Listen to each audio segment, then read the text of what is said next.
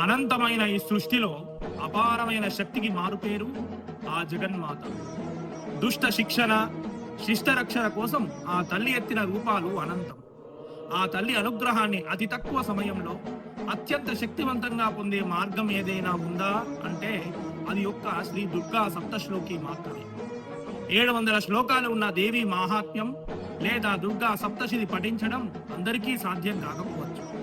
అందుకే ఆ చండీ సప్తశతిలోని పరమ రహస్యమైన సారాంశాన్ని కేవలం 7 శ్లోకాలుగా సాక్షాత్తు ఆ జగన్మాత పార్వతీదేవి పరమేశ్వరుడికి ఉపదేశించింది.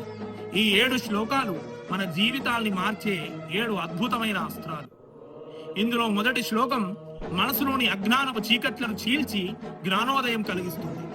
రెండవ శ్లోకం ఎటువంటి ఆపదలోనైనా భయం లేని ధైర్యవంతమైన జీవితాన్ని ప్రసాదిస్తుంది. మూడవ శ్లోకం సకల శుభాలను ఐశ్వర్యాలను చేకూర్చి ఇల్లే ఒక కోవెలగా మారుస్తుంది. మిగిలిన శ్లోకాలు మనల్ని పీడిస్తున్న దారిద్ర్యాన్ని, రోగాలను, శత్రువులను తుడిచిపెట్టి ఆ తల్లి కరుణా కటాక్ష వీక్షణాల్లో మనల్ని నిలబెడతాయి. జగదంబ విశ్వపాలిని మాతాకి జై. జై దుర్గే, హర దుర్గే, శివ